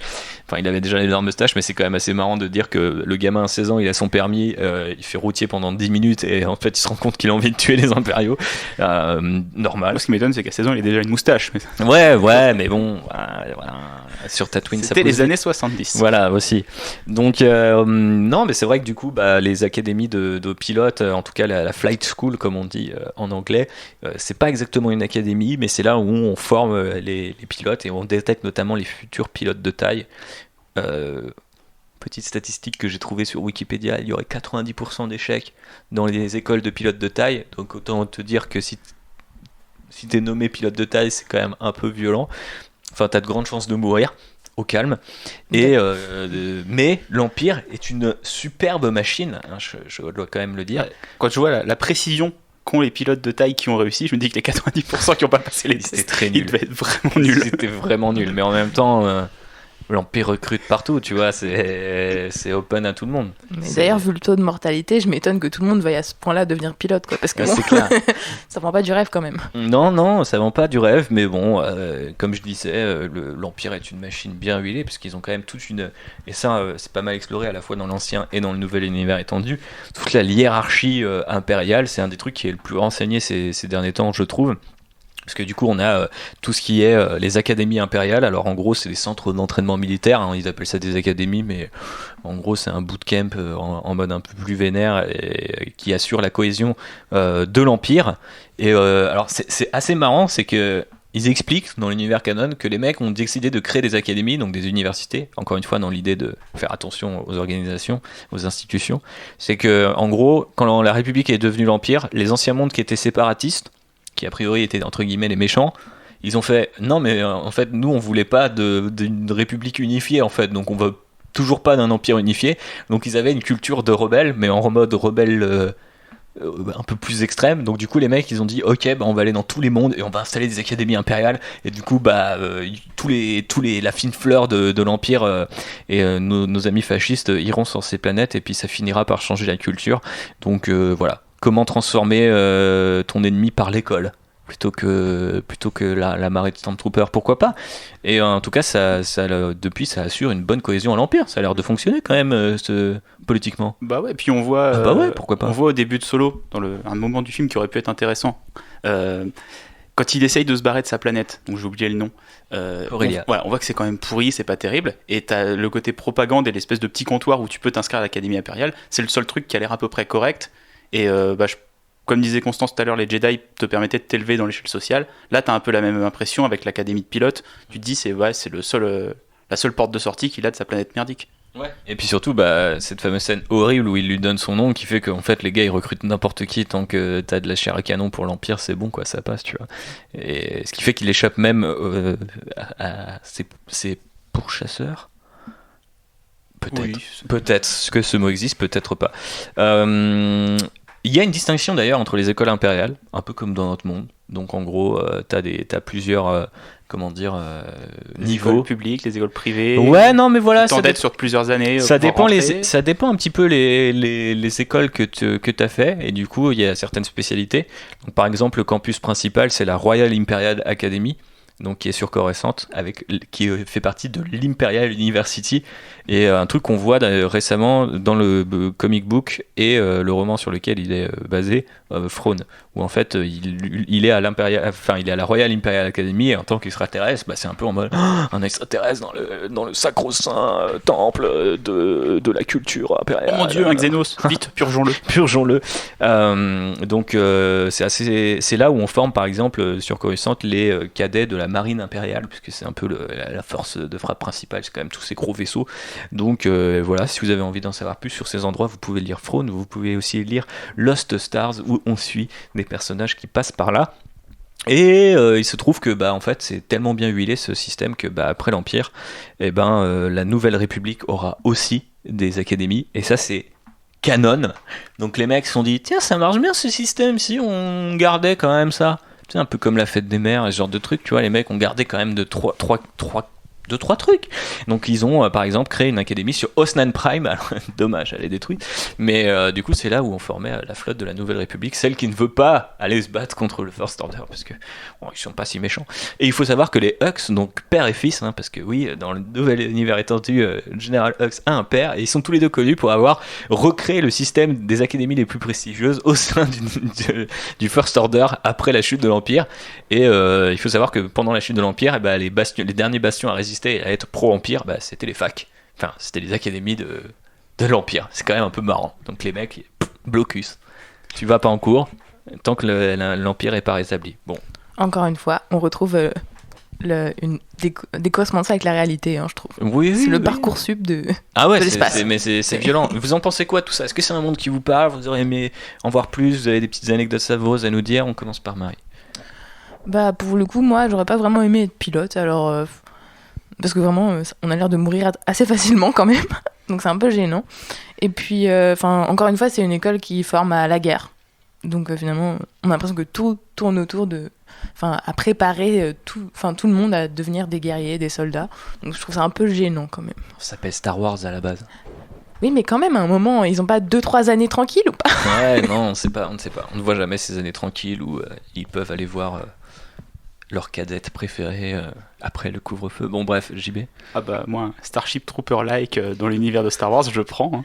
Est-ce que c'était pas un peu les 5 meilleures minutes de solo, ce Starship Trooper? Si. Oui. C'est Starship Trooper Cross Warhammer, moi j'étais aux anges. Mm-hmm. Et puis après, j'ai vite déchanté. Voilà. Ceci n'est pas un podcast sur solo par ailleurs. Phobos. Comme disait Marie, je pense qu'effectivement les vous les n'aimez ressemblances... pas la guerre, vous les femmes, Non, mais les ressemblances bizarre, avec ça. la réalité sont hyper intéressantes. Enfin, l'école en tant qu'outil pour imposer une idéologie politique et unifier ton empire, c'est ce que la France a fait déjà dans tous les territoires français quand on a imposé une école avec une seule langue et que on a dit aux gosses vous arrêtez de parler breton, catalan et je sais pas quoi. Et c'est la même chose qu'on a fait dans nos colonies aussi, en installant... Donc Jules Ferry, Brendel Hux, même combat. Alors j'irai peut-être pas jusque là, mais c'est ce qu'on a fait aussi dans les colonies, enfin tous les pays colonisateurs, en installant des écoles, en imposant une langue, en imposant une idéologie à la fois politique et également religieuse, parce que voilà, c'était les curés catholiques qui étaient les premiers sur le terrain à enseigner un savoir soi-disant supérieur aux populations locales. Et du coup, on retrouve la même chose effectivement dans Star Wars, donc c'est hyper intelligent d'avoir... d'aborder ces sujets-là. Et après, est-ce que j'aurais envie de le voir à l'écran? Je pense que pour le coup, c'est peut-être ce qu'on va voir un peu dans Star Wars Resistance, une école de pilotes, des jeunes pilotes qui apprennent, qui découvrent un petit peu en quoi ça consiste. Ouais, mais ça a l'air d'être une institution un peu plus roots / télé-réalité que d'être une académie impériale, tu vois. Ah oui, bah là c'est du côté Résistance, mais c'est vrai que le côté Académie impériale, je pense que ça serait assez marrant à suivre et de voir un petit peu comment est-ce que ces jeunes-là le vivent, est-ce qu'ils sont tous là de leur plein gré ou pas, comment est-ce qu'ils résistent aux messages politiques qu'on leur inculque. Finn, tout ça, quoi. Bah ouais.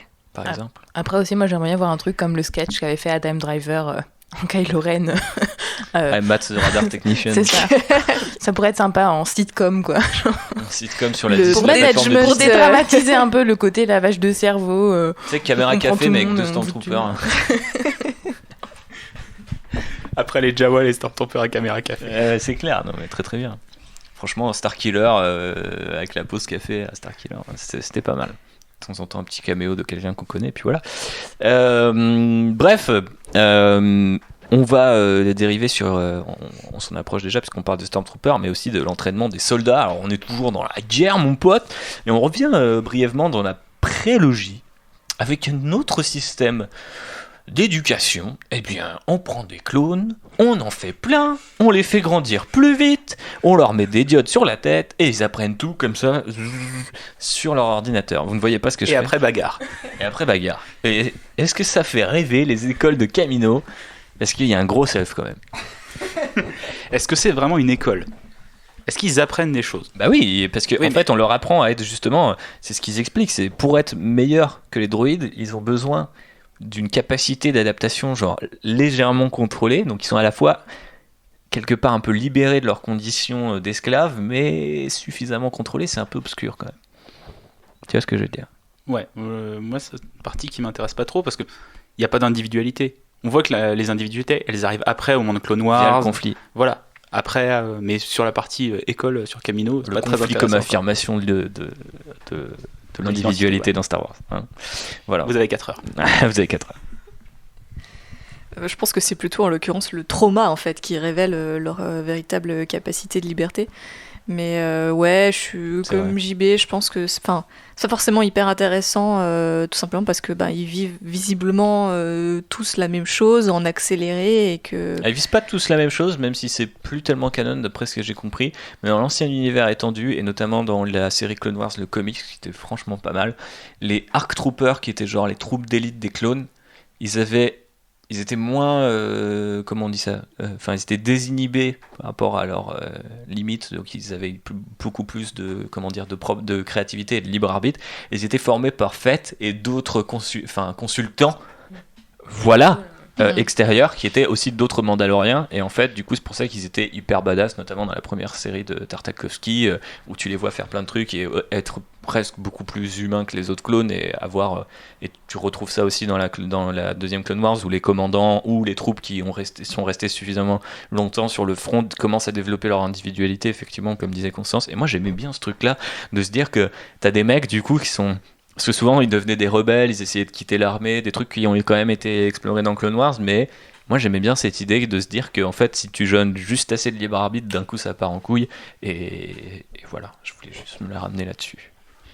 Après, je trouve qu'il y a un traitement un peu complaisant autour des clones, alors que c'est quand même des êtres humains qui ont un destin hyper cruel, quoi. Enfin, ils sont tous issus du même génome et on les fait grandir de manière hyper artificielle. Ils ont aucun droit à un semblant de vie civile, genre toute leur existence est tendue vers la guerre et vers la mort, en fait. Et je trouve ça hyper triste. Et j'ai l'impression que parfois, Star Wars manque un petit peu de discours critique par rapport au destin des clones. Clone Wars, il y en a énormément. Pour le coup, c'est l'un des sujets récurrents, c'est pourquoi personne se soucie de ces mecs et que...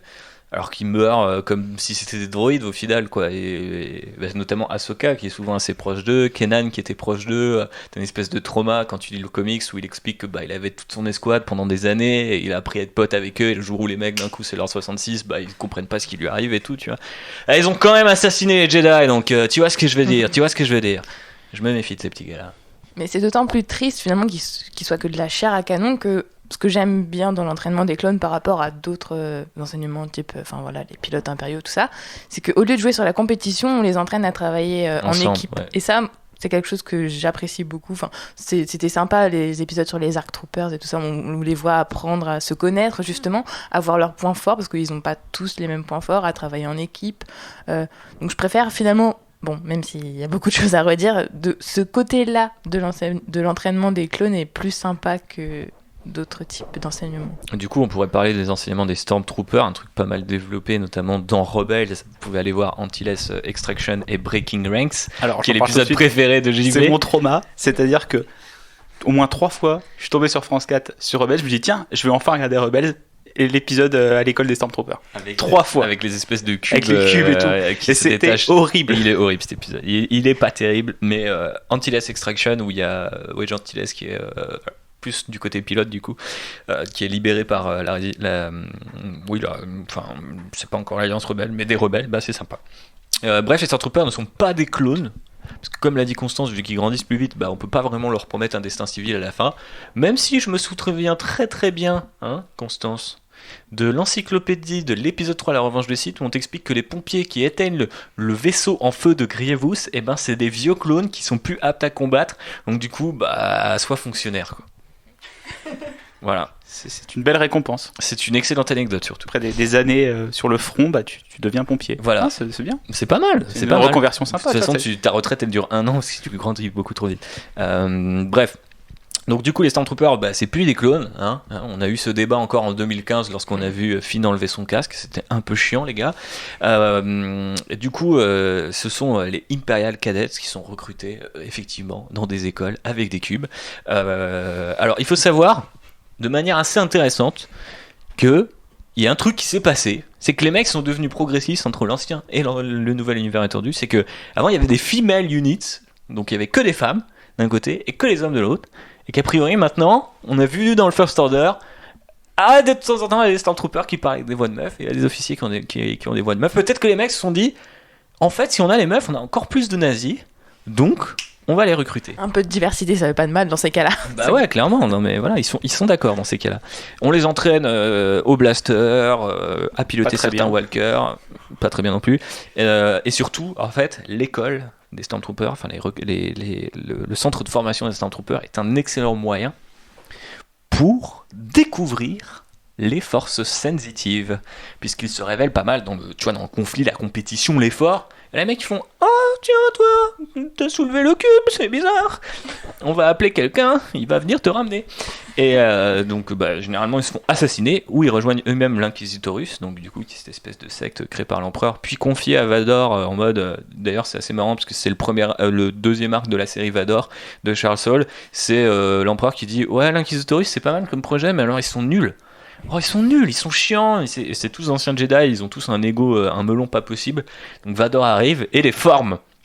Donc il y a encore une espèce de truc, en plus c'est dans l'ancien temple Jedi, et du coup il est censé les entraîner à justement traquer, à devenir les meilleurs chasseurs de Jedi possibles, mais en même temps ils ont aussi déjà, c'est pas des Sith, mais ils ont aussi cette doctrine du côté obscur qui font qu'au pire je te soulève. Ça, du coup, est-ce qu'il arrive à leur apprendre un peu des trucs ou juste il les torture?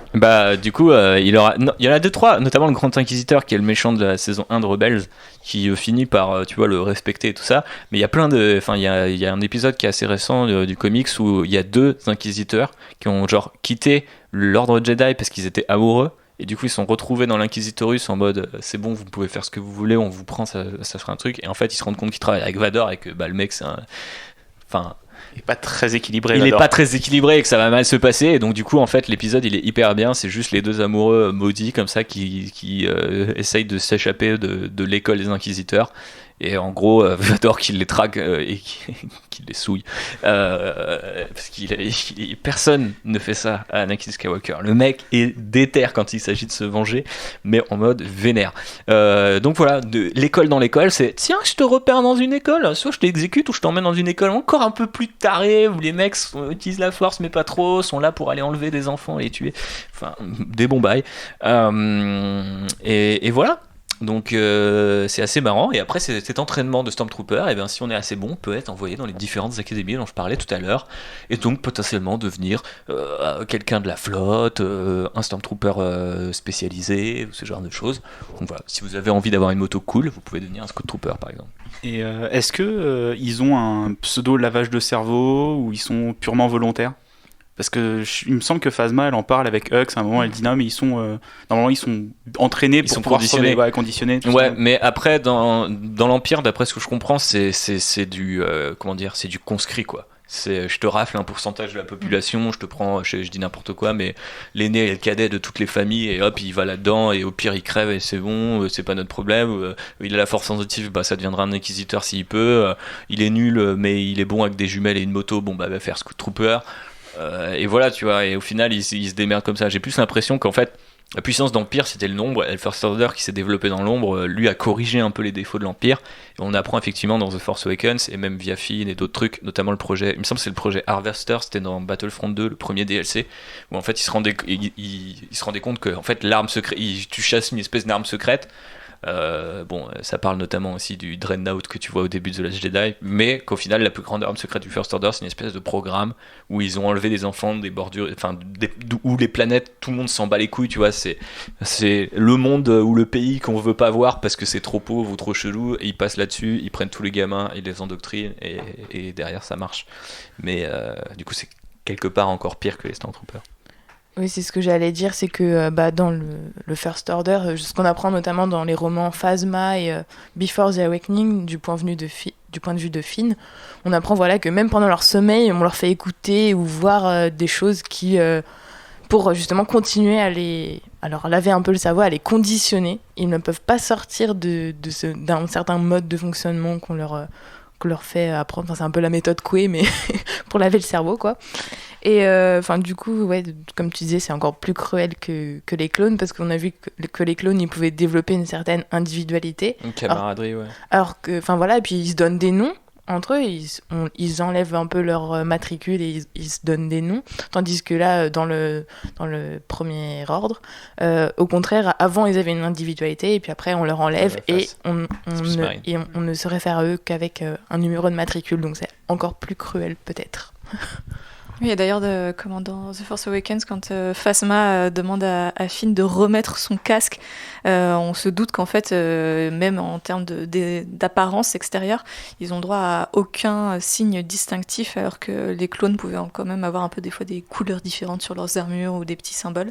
Et là, il y a une déshumanisation en fait totale de ces enfants élevés pour être les parfaits petits soldats.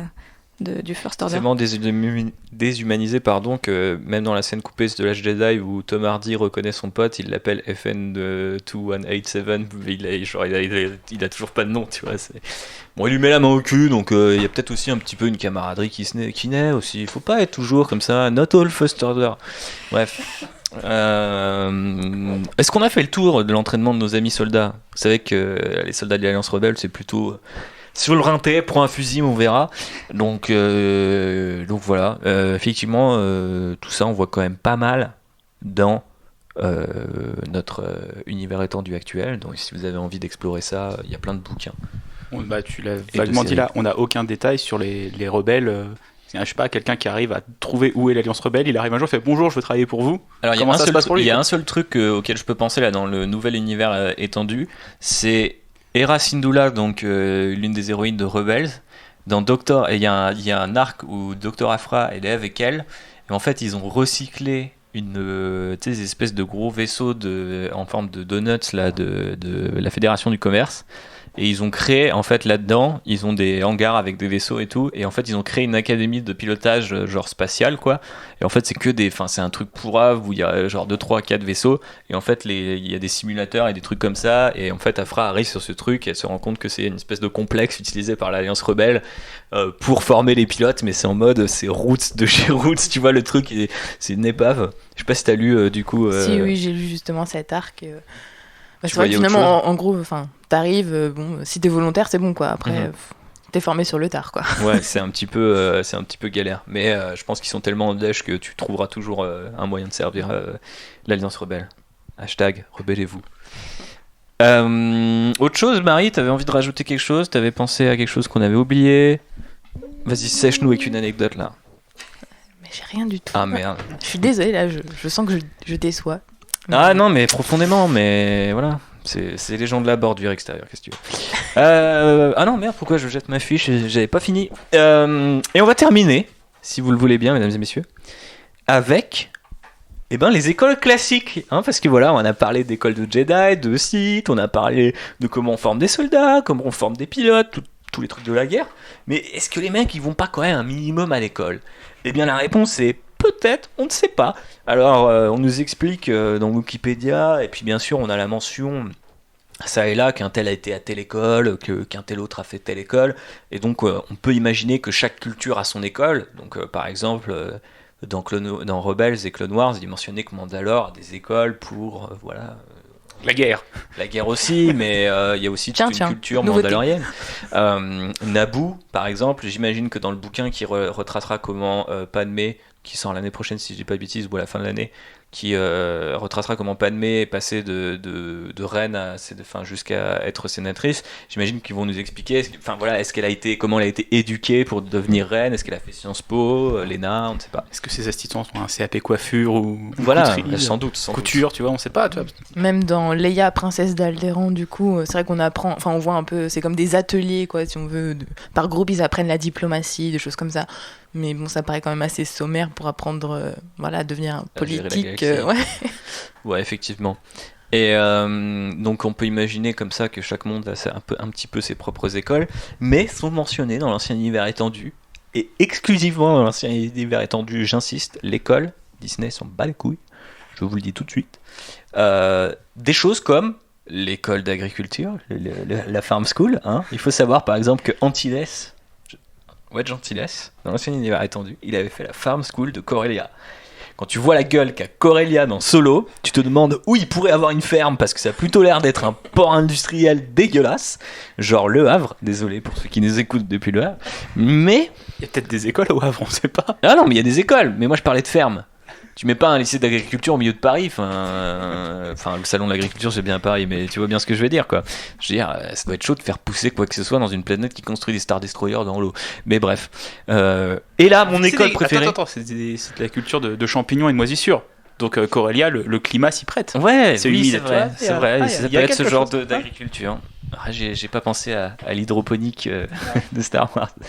Comment ça pousse les bâtons de la mort? Et donc du coup, moi je voulais parler de mon école préférée, qui est la Bo Charmian Racing School, l'école de podracer de Tatooine. Et ça, mon gars, si moi je fais un film Star Wars un jour, ce serait un film de sport sur le pod racing, et les mecs ils seront là à faire des tours des circuits et tout, genre la Top Gun ou Jour de tonnerre, tu vois, jusqu'à faire la course de la Banta.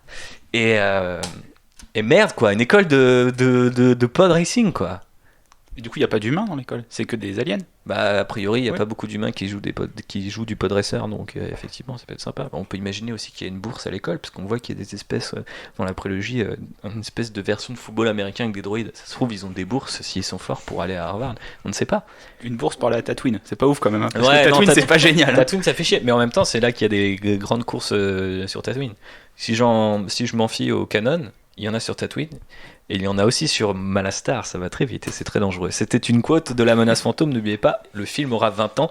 L'année prochaine, il se peut qu'on vous prépare un épisode là-dessus. Donc voilà, ces deux exemples. Est-ce que vous auriez envie de voir d'autres écoles, ou est-ce que vous avez d'autres écoles en tête? Moi, la question que je me pose déjà, c'est est-ce que tous les enfants de cette galaxie ont accès à un enseignement de base, genre pour apprendre à lire, à écrire. On a l'impression qu'ils savent tous plus ou moins naturellement parler plein de langues, alors ce qui peut se justifier parce qu'ils vivent dans des environnements en fait multilinguales, je ne sais pas comment dire ça, polyglottes. Et mais ouais, est-ce qu'ils apprennent à lire, est-ce qu'ils apprennent à écrire, genre le pauvre petit Anakin qui a grandi en tant qu'enfant esclave, est-ce qu'il a eu ne serait-ce que quelques heures d'éducation? Il a eu la compta, il a fait CAP vente, le mec il a tout fait. Esclave, je veux bien. Mais bon. Est-ce qu'il y a des On leur écoles apprend pour tout. apprendre à faire des droïdes et tout? Est-ce qu'il y a les mines sur Tatooine? Alors je pense que sur Tatooine, En gros. il y a zéro base. C'est ça. Mais en gros, qu'est-ce qu'ils font les gosses, quoi? Parce qu'en fait, j'ai l'impression que toutes les écoles, c'est une fois que t'es adolescent, adulte. Est-ce que les enfants ils restent chez eux ou pour apprendre tranquillement ou Ça doit dépendre des planètes, et tant que ça sert l'Empire ou la Nouvelle République ou la République, les gens ils s'en battent les couilles, tu vois. Et c'est pour ça qu'au final, même les Jedi, tu vois, leur but suprême, ça pourrait d'amener la culture aux gens, tu vois, de supprimer l'esclavage, mais quand ils sont en face, ils font en vrai, on n'a pas le temps, frère. Par contre, on va prendre ton gamin là, s'il te plaît.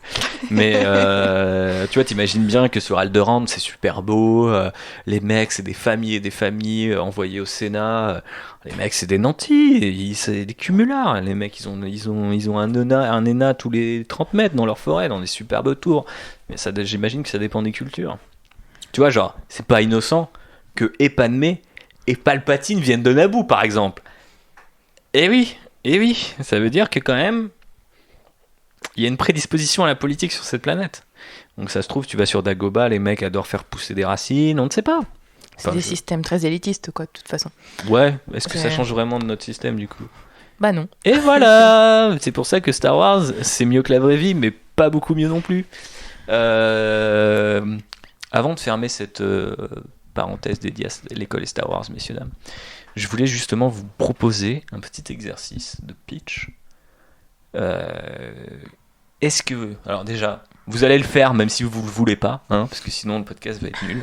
Mais mon idée, c'était que vous nous pitchiez une série, un film, un comics, un roman sur une école, au sens très large, Star Wars. Et voilà, vous nous dites à quoi ça ressemble, si vous avez un réalisateur ou des acteurs en tête, des dessinateurs, si y a une BD, je ne sais pas. Mais pitchez-moi un truc sur l'école pour qu'on puisse prouver à Disney et à Lucasfilm que l'école, c'est intéressant. Qui est chaud le premier? JB est chaud. Ouais, je suis chaud, mais je vais faire facile. Ok, vas-y, fais facile, faut commencer. Les autres, Ouais. vous ne l'écoutez pas, vous préparez vos pitchs. Alors, Vous réécouterez le podcast, ça fera 2 vues en plus. une académie site par Paul Verhoeven. Ok, Voilà, tu vois, c'est simple mais efficace. ok. Donc c'est le bordel. Tout le monde essaye de tuer les profs et c'est pas facile comme école, tu vois. Et c'est quoi le ton? C'est Starship Troopers, second degré Ah oui, chelou, oui, voilà, c'est ça. Dès le début, tu comprends la stupidité du truc, mais les gens sont tellement endoctrinés, tellement à fond que Tu sais, eux, ils s'en rendent pas j'ai vu compte. qu'en 2018, les gens n'ont toujours pas compris le vrai message de Starship Troopers, donc je ne sais pas si ça passera auprès de Disney, surtout pas avec un mec comme Paul Verhoeven, mais on est là pour rêver, on est là pour pitcher. Allez, Phobos, on y va. Allez, affiche-moi ce grand sourire qui te caractérise. Moi, je partirais sur un truc un peu dark, genre une académie Jedi à l'époque, une époque bien vénère, tu vois, où genre vraiment on va suivre les préceptes de manière hyper stricte en réprimant nos émotions et tout. C'est une série, c'est un film. C'est un film par Gus Van Sant. Oh, d'accord. Du coup, Ah, voilà, le c'est mood ça, la déprime, un peu dark, un peu aride, mais je pense que ça collerait bien justement en plus à l'esthétique très sobre des Jedi. Ok. Marie? Bah moi, un truc un peu plus léger. Ah, yes. Parce que j'adore Dr. Afra. Et on sait qu'elle a fait un doctorat pour devenir archéologue. Et j'aimerais bien justement savoir comment ça se passait, les études d'archéologie. Et ses parents aussi. Voilà, c'est ça. Donc comment ça se passe, les écoles un peu plus théoriques, on va dire, comme... Enfin voilà, voilà, suivre Dr. Afra dans sa formation d'archéologue. Parce qu'on voit que de toute façon, elle était sur le terrain, tout ça. Donc ça peut aussi faire... un côté un peu plus léger. Puis bon, Dr. Afra, c'est un personnage très sympathique, donc ça peut être... Effectivement, ici nous sommes Team Afra et je pense que tu as plié le game avec cette idée-là. Donc nous te décernons un budget de 0,0 € pour aller le présenter à Lucasfilm. Rappelez-vous que ce podcast est gratuit. Est-ce qu'on a fait le tour ou est-ce que dans tes notes il n'y a pas un petit truc parce que là tu vois par exemple Dr. Afra, je n'y avais pas pensé.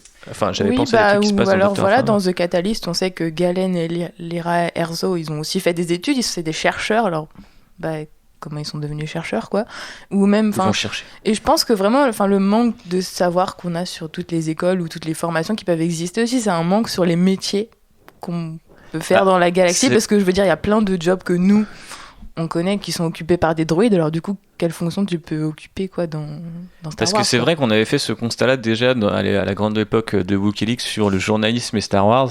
Au sein de l'univers Star Wars, il y a très peu de personnages journalistes et globalement, la question de la presse n'est pas très abordée, alors que tu te dis, de la même manière que l'école, c'est quelque chose qui permet aux gens de se tenir informés et de maintenir la galaxie en un tout cohérent, socialement parlant. Si ça veut dire quelque chose, ça ne veut rien dire, donc on va laisser la parole à Constance. Non, mais je me disais, pourquoi sur le futur Netflix par Disney, dans les séries Star Wars, est-ce qu'ils vont pas aller nous chercher quelque chose justement qui soit plus pour les enfants avec des personnages plus jeunes et donc forcément de l'enseignement, des écoles, pourquoi pas des épisodes à la High School Musical. Oh là là, sortez de chez moi. Ah, du coup, je veux une comédie musicale Star Wars. Voilà, merci. Oui. Tu sais que moi, je veux tous les trucs un peu stupides comme ça. Ce serait plus intéressant que un film sur Obi-Wan, tu vois. Ouais, non, mais ça, j'en conviendrais volontiers. Ou alors, le film sur Obi-Wan, il est comédie musicale. Et c'est Ewan McGregor qui chante dans le désert, tout seul, pendant 1h30. Moulin Rouge 2. Oh la vache. Oh, vous m'avez séché. Ouais, imagine, il fait des duos avec des Jawa et tout. Ah, je commence. Est-ce qu'il fait un duo avec la meuf chelou ajoutée dans l'édition spéciale du Retour du Jedi? Bah évidemment. Jedi Rock. Ouais. Et puis après, ça fait Star Wars Kinect, n'oublions pas. Mais alors, dans ce cas-là, on fait Max Ribot Star Wars Story et on tout de suite, tu vois. Comment est-il devenu musicien? C'est Whiplash. Dans l'univers de Star Wars. Oh, again. Et là, il a ses doigts avec des trous dedans qui saignent, c'est dégueulasse. Rien que d'imaginer ça, c'est dégueulasse. Donc je pense qu'on va passer à la conclusion, c'est maintenant. C'est du beau boulot ce décollage, non? Vous savez qu'il m'arrive encore de m'épater moi-même. Mais qu'est-ce que vous projetez de faire maintenant? Boire un verre? Et ensuite? La fête est terminée. Plusieurs Botans sont morts pour nous fournir cette information. J'aimerais voir un peu d'optimisme ici. Ça, c'est ce qui s'appelle une course de modules. Voilà, merci à toutes et à tous de nous avoir écoutés pour ce 8e Outrider. On était de retour sur une thématique, comme vous avez pu le voir, on a volé tranquillement, bonne ambiance, petit verre de café au lait d'Alderan. On était bien après 2 podcasts news qui a priori vous ont plu malgré l'été, donc merci à tous de les avoir écoutés, de nous avoir emmenés, et de vous avoir emmenés aussi en vacances, parce que si vous allez en vacances mais que vous vous oubliez vous n'êtes pas en vacances et c'est dommage. Donc à toutes celles et ceux qui nous ont écoutés sur la route, dans le train, dans l'avion, de gros merci, de gros bisous de la force. On vous en fait encore plein autour de cet épisode, mais avant vraiment de vous les faire, on va faire un petit suspense et on va demander à chacun quoi de neuf dans vos lives, où c'est qu'on peut vous retrouver, et voilà, globalement ça sera déjà pas mal, parce que les gens n'ont un peu rien à foutre de votre vie, donc il faut quand même accélérer. Constance. Alors, vous pouvez me retrouver sur Twitter, HiPhobos, donc HiPhobos, et je fais aussi du cosplay, comme toujours, donc Phobos Cosplay tout simplement sur Facebook et sur Instagram. Et Star Wars en direct bientôt, hein? Ouais, mais ça on n'a pas le droit de le dire qu'elle va à la concurrence. Tu vois. Ouais, c'est vrai. Le mercato fait que on la prête, tu vois. D'ailleurs, ils t'ont rémunéré pour ça ou pas du tout? Demande, dans le football, quand tu prêtes un joueur, tu touches un peu de thunes. Ouais, c'est clair. Du coup, je vais renégocier mon contrat là parce que je suis très demandé. Hein. Oui. on verra. JB. Bah écoute, moi ça y est, j'ai fini mon déménagement. Mon appartement est propre. Ce qui a fait notamment que tu es tombé dans ce fameux nid de Gundar. Oui, à cause d'un canapé. Y a-t-il des canapés dans Star Wars? On ne sait pas. Ah oui. Mais est-ce qu'il y a dans des... le Faucon, il y a un canapé. Oui, mais est-ce que tu as des endroits où tu achètes des canapés, tu vois? Est-ce que tu vas genre en zone industrielle et tu vas à l'Ikea de Star Wars, voilà. Ouais, le but, c'est quelque chose qu'on pourrait aborder dans le Caméra Café. Exactement. On pourrait faire ça, un commercial en canapé dans l'univers de Star Wars. Voilà. Très très fort. Voilà, et c'est Dash Randar. Très bon pitch. C'est son origin story. Il vend des canapés. À la base, il s'appelait Dash Ikea. Et un jour, il s'appelait Randar. Très bien, il est passé. Mais du coup, il cache des bâtons de la mort dans les canapés. Oui, dans les coussins. Voilà, mais bien sûr, la grosse marchandise, mon frère. Disney, appelez-nous, on a plein d'idées. On a plein d'idées. Mais Bob Iger a dit oula, on ralentit. Après avoir sorti Solo, on se demande bien pourquoi. Allez, ça continue de clasher, le sale est présent. Marie, t'as bien aimé Solo au fait? On en a pas parlé. Est-ce que tu voudrais revenir en parler? Est-ce que les gens veulent un numéro comme on a fait The Last Jedi 6 mois plus tard? Est-ce qu'il faut qu'on fasse Solo 6 mois plus tard avec les bonus? Est-ce que ce serait pas un peu douloureux quand même? Ouais, mais peut-être que nos auditeurs, eux, ils ont envie de nous entendre souffrir parce qu'ils aiment ça fondamentalement, parfois. C'est-à-dire qu'il faudrait que je revoie Solo pour faire le podcast. On pourrait tous le revoir avec des bières, on fait un jeu à boire, et après on regarde les bonus et c'est fini. Dès qu'un moment est nul, on boit. On va être bourré vite. Hein. On part à chaque fois que Alden arrive, je fais une mauvaise imitation d'Harrison Ford et qu'il fait genre... Là on boit. Et à chaque fois que Lando fait... Ouais, tu veux venir boire avec nous du coup ou... Bah ouais. Allons-y, on se met la tête à l'envers, y a pas de problème. Quel est ton actu, Star Wars ou non? Où c'est qu'on peut te retrouver? On peut me retrouver sur Twitter. Bon Babouze, c'est mon pseudo. Et donc dans ma vie, je suis un peu paumée en ce moment, hein, donc j'ai rien de concret à faire. J'ai repoussé mon doctorat à l'année prochaine, donc mes recherches sur Star Wars sont un petit peu en attente. Mais du coup, je me refais The Clone Wars, donc c'est sympa. Nice. On a déjà fait un épisode Clone Wars il y a quelques mois, donc on va pas refaire un épisode Clone Wars malgré les 10 ans. Mais on en reparlera. On en reparle d'ailleurs quasiment à chaque podcast thématique puisque c'est une mine d'or. Voilà. Faudrait peut-être que je regarde un jour. Oui, ça serait sympa. Ça serait sympa. Et toi, Thibaut, quelle est ton actualité? Je suis flatté que vous me le demandiez, mais je n'ai pas trop d'actu en ce moment. Jette Constance a terminé son costume. Pourquoi tu te touches les cheveux, Constance? Je ne comprends pas. Et quoi? Non, c'est une surprise. Et donc, ouais. Pas grosse actu. Désolé pour le retard qu'a pris ce podcast. On voulait le faire avec Marie. On ne savait même pas qu'elle venait d'aussi loin aujourd'hui. Moi, j'avais compris qu'elle venait de loin, mais je pensais qu'elle prenait juste le RER, alors qu'en fait, c'était plus que ça. Il fallait aller sur Corellia, passer le portique de sécurité, changer son nom de famille. Voilà. C'est ça, maintenant, je m'appelle Solo, c'est compliqué. Ouais, parce que t'étais toute seule, c'est comme ça. T'es pas loin du duo là. Et donc ça se passe bien. On a d'autres idées un peu thématiques dans ce genre si vous avez aimé par rapport à oh là là, en septembre c'est la rentrée, oh là en octobre c'est l'automne dans Star Wars. Non mais peut-être ça peut être Halloween et Halloween dit horreur, les frissons. On peut faire des choses comme ça.